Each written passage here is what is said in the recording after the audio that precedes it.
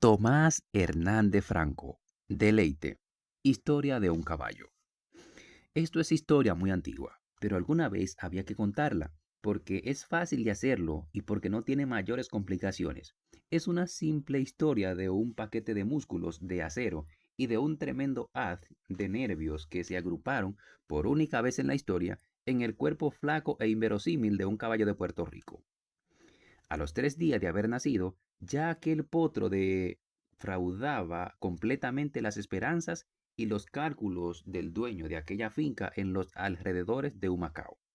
Si la experiencia y la ciencia no fallaran, debió haber nacido de un suave color de oro puro que se iría enrojeciendo después con los años, guardando siempre para mayor belleza las crines y la cola mucho más clara que el resto de la pelambre.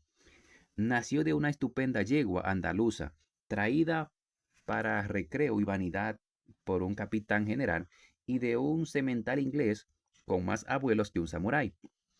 Pero el potro desmentía todo aquello. Nació con un profuso pelo largo, color de peña sucia, magnífico para cualquier burro, pero imposible de admitir en un caballo de raza. Con todo, era mucho más ridículo que feo.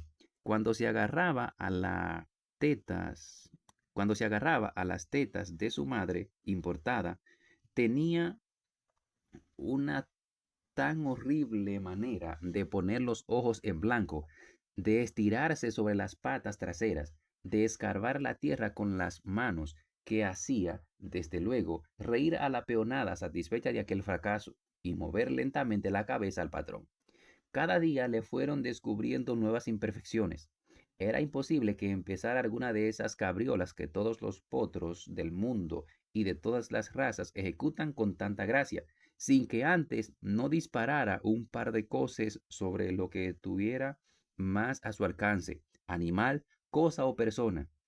A esto, y a que muy pronto dejó ver una irrefrenable voluntad de morderlo todo, se dieron las primeras palizas. Los primeros palos, naturalmente, se los administró la peonada fuera del alcance de la vista del patrón, y los recibía, invariablemente, por allí por donde más pecaba, las patas y la boca. El día en que logró introducirse, no se pudo averiguar mediante qué arte en el jardín de la casa y tragarse deliberadamente un sembrado de claveles, sin contar las más bellas rosas de un rosal, azucenas, gardenias y lirios, recibió la primera tunda oficial, pública, ordenada con voz frenética por la doña, la propia mujer del patrón, que sostenía su histeria, su nostalgia y su aburrimiento sembrando flores en aquel tropical olor de estiércol fresco y de caballo sudado. Mucho antes de cumplir el año de vida, ya tenía un nombre propio, el loco, dado, dado de común acuerdo por todos, y cada día se las arregló para hacer algo que justificara más, si ello hubiera sido posible, aquel bautizo calificador. Sus principales y más extraordinarias fantasías fueron, al comienzo, realizadas en lo que se refería a su propia alimentación. Muy pronto dejó andar a su madre sola. Muy pronto dejó a andar sola a su madre, la yegua andaluza, y se las arreglaba caminando desperdigado por el potrero, triscando y tragando hojas extrañas al pasto, mascando raíces amargas. Su predilección, sin embargo, fue siempre, entonces y después, la ropa mojada que ponían a secar al sol. Le encantaban los pantalones azules y las camisas blancas, y los pañuelos rojos ya tenían que ser secados al humo apestoso de la cocina para que el loco no los viera. Con todo eso, las palizas aumentaron ya sin órdenes previas, a cualquier hora y por cualquier motivo. De cuando en cuando también le llovía de lejos alguna tremenda pedrada. Así fue como, cuando el loco llegó a cumplir 18 meses de edad, tenía un aspecto bien poco agradable.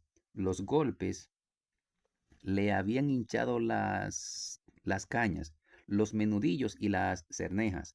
Tenía la testera pelada, roto el befo, maltratados los hollares, enmarañadas las crines, deformados los cascos, hundidos los sulcos, pero así y todo, tan lamentable como estaba, los peones no podían acercársele sin llevar algún leño en las manos.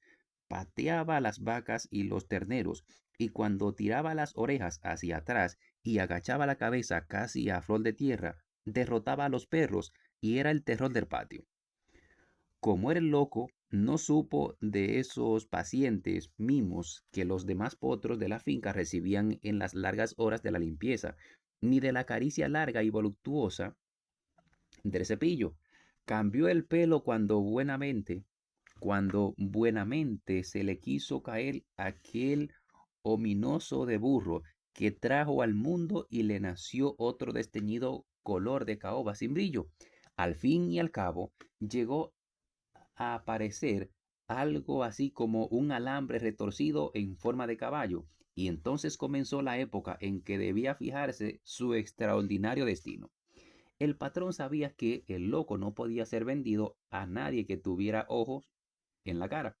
Felizmente, el mejor mercado para los potros de Puerto Rico había sido desde siempre la República Dominicana, situada al otro lado del Canal de la Mona, y en donde guerras y distancias mantenían firme el medieval concepto de Dios y hombre a caballo. Había que prepararlo, pues para la exportación, y con esa idea dio comienzo, había que prepararlo, pues para la exportación, y con esa idea dio comienzo a una de las más tremendas épocas en la vida de El Loco. A fuerza de cuerdas, voces y palos, estirado hasta romperlo casi, aprensado, macullado, lleno de improperios y maldiciones, a pesar de toda su voluntad de no dejarse tocar, le cortaron y limaron los cascos, le cortaron casi regularmente los pelos de la corona, le limpiaron las orejas, le desenmarañaron las crines y la cola, le arrancaron unas garrapatas enormes que tenía desde siempre, y terminaron por amarrarlo, alto y corto, molerlo nuevamente a palos.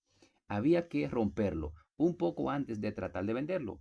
Entonces el loco sacó en su batalla diaria, entonces el loco sacó en su batalla diaria y directa contra el hombre todos los recursos de lucha que había espontáneamente aprendido en su existencia libre. No quedó hombre en la finca que no recibiera su golpe. Brazos, costillas y piernas rotas iban poco a poco señalando los progresos de el loco en el camino de la civilización. Le hacían tirar de un pesado carromato cargado de piedras durante todo el día, y al anochecer un negro y al anochecer un negro le metía el freno entre los dientes sangrantes y se le encaramaba al puro lomo magullado. Todavía entonces, desesperado, verdaderamente loco, encontraba fuerzas para lanzarse contra una pared y para revolcarse en el suelo. Así, muchos meses después, cuando ya casi no era ni siquiera un alambre retorcido, era una simple cosa viva, siempre iracunda, que podía tolerar por algunos minutos que un hombre le oprimiera de flancos y le pasara entre los riñones y la cruz. El patrón sabía que aquello de que no había mejor engaño que la verdad, así fue como el pedigrí del loco se copió en una larga carta para la República Dominicana, con la advertencia de potro sin domar, y con el precio absurdo de 1,000 pesos por aquella carta. El loco tuvo una estupenda fama entre los estancieros del Cibao, desde los llanos de Montecristi hasta la sabana de San Diego, y hablaban de él, del potro que hay en Puerto Rico, en las largas veladas de las estancias de Higüey y de San Juan de la Maguana. Pero el precio, realmente incomprensible para un potro sin domar, alejaba las proposiciones en firme. Se suspiraba por él como por una mujer imposible, se le discutía, se le comentaba, se le comparaba a otros caballos, y se envidiaba ya a quien lograra ser su dueño. Por fin, un hombre del Cibao escribió una carta enviando el dinero y pidiendo que le embarcaran aquella maravilla. El patrón leyó, regocijado, aquella carta a toda su peonada reunida en el patio, convencida por una razón más de la incurable estupidez de los dominicanos, y pocos días después, metido a fuerza de palos y de gritos en el vientre mal oliente de una goleta, salió el loco para el puerto de Santo Domingo de Guzmán. El hombre del Cibao había hecho el hombre del Cibao había hecho el viaje de cientos de kilómetros con sus peones y sus caballos, atravesando montañas, sorteando principios, sorteando, sorteando precipicios, vadeando ríos, cruzando bosques y sabanas, para estar presente en el puerto, en las orillas sucias de Lozama, a la llegada de la María Limpia, Capitán Joe. Así fue como pudo ver cómo el potro de Puerto Rico manoteaba en el aire sujeto en la primera lingada, puesto en tierra entre un gran chillido de poleas, entre un gran chillido puesto en tierra, entre un gran chillido de poleas, enredado lastimosamente en la red, más magullado todavía por el roleo, el loco, cuyo verdadero nombre era ya un misterio, presentaba un aspecto desdichado antes de que el hombre tuviera en su estupor tiempo de hablar. El capitán John, bien lesionado, le puso entre las manos un papel, certificado oficial del señor alcalde de Humacao, dando fe de que aquel potro correspondía exactamente al pedigrí ya antes comunicado. No había engaño, ni posibilidad de protesta. Agarre eso y salgamos ahora mismo otra vez. No diga a nadie que yo he comprado eso, ni que eso es mío. Así fue saludado el loco a su llegada. Así fue saludado el loco a su llegada, y así, sin que le dejaran tiempo de saber que estaba pisando tierra firme, comprendió el largo y fragoso camino que conduce a esa tierra de maravilla que es el Cibao. Porque el caballo del hombre empezó a cojear. A las pocas horas de abandonada la ciudad, le vino a la boca la ocurrencia. Ensillen eso, a ver lo que es. Cuando el hombre montó sobre aquel pelado paquete de hueso, no tenía otra idea de que no fuera la de sacrificarse para dejar descansar unas horas sus caballos. Pero perdido, extasiado, borracho en el ritmo de aquel paso, asombrado por la revelación de aquel poderío inédito que sentía agigantarse bajo sus rodillas, mecido en la firmeza sonora de aquellos cascos golpeando la tierra dura, haciendo volar rotas las piedras del camino, convencido de que estaba presenciando algo sobrenatural, dejó que eso se adelantara y así continuó por todas las horas del día y de la noche, estupefacto y feliz de ir descubriendo que se podía jinetear un relámpago o un torrente sin mover la mano en las riendas, sin cambiar de postura en la silla, dejando que aquella cosa absurda se azogue, quisiera detenerse, rota y deshecha en cualquier parte, que reventara en el aire aquel resorte animado por nadie sabe qué impulso, que reventara en el aire aquel resorte animado por nadie sabe qué impulso, pero eso ni se rompía, ni se gastaba, ni se detenía. Apenas si martillaba con más fuerza el camino si los hollares amplios y rojos hacían silbar un poco el aire. Cuando en medio de la noche se acercó a besar a su mujer y esa, entre sueños, le preguntara, ¿qué tal el potro? Solamente pudo contestarle lo que era el fondo de su convicción. No sé, tal vez el diablo. Así estuvo llamándose durante muchos meses el diablo.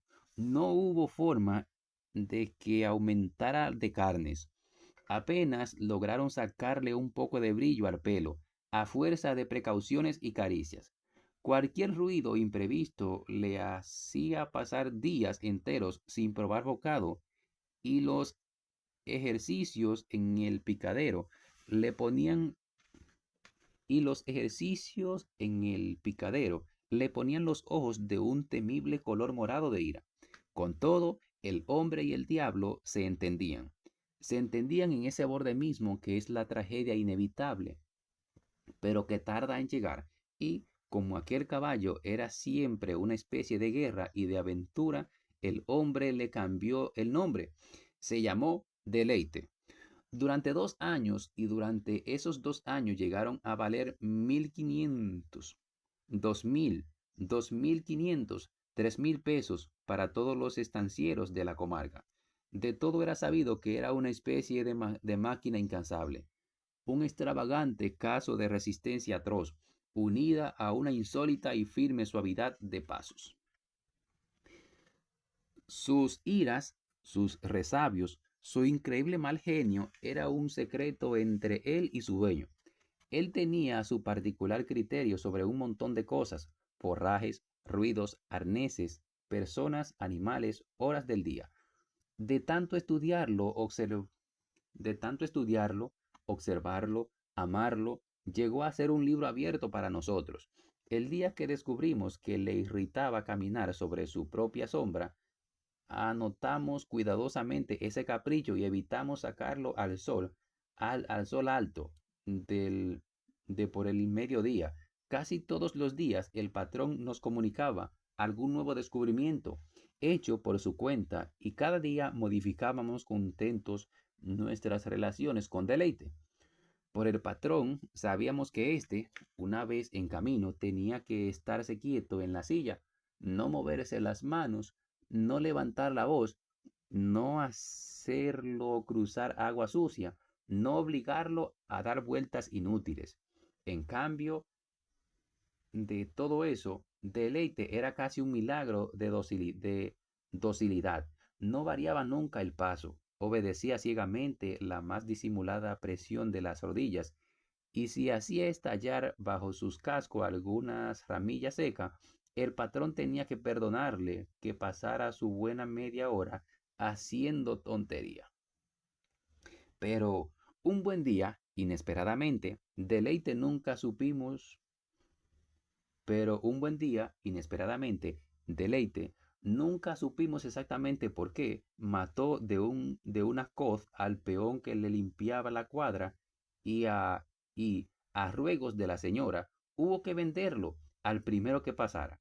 Para cumplir esa fórmula, Deleite fue vendido por 40 pesos. Cuando lo sacaron de la cuadra, todos llorábamos en la finca y todos hicimos el mismo comentario: era el único caballo que había en el mundo. Después, después de tiempo en tiempo, después de tiempo en tiempo empezaron a llegarnos noticias. Don fulano lo compró en 500 pesos, pero no lo puede montar.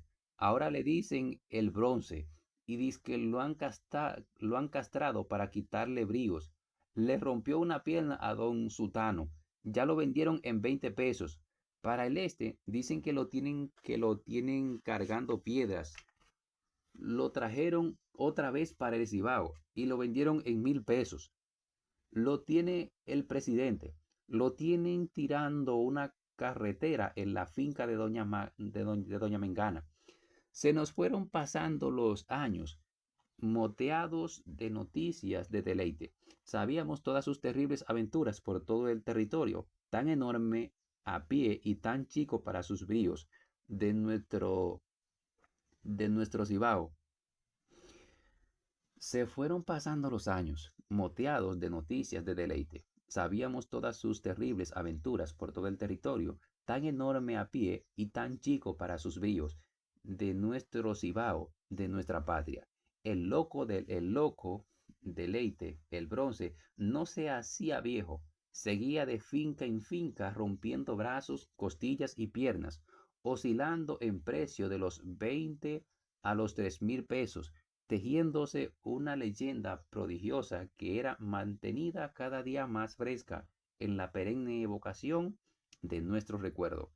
La realidad de su existencia se nos confirmaba por rasgos invariables, sus iras inmotivadas, su tremenda capacidad de recibir golpe, su inaudita facultad de realizar todos los trabajos de su resistencia en el camino, sus bríos inagotables. A veces, de muy lejos, nos llegaban peones cansados que traían consultas. ¿Qué hay que hacer cuando el bronce no quiere beber? ¿Qué se le hace al caballo cuando no quiere salir de la cuadra? ¿Qué se le hace cuando se muerde la ijares?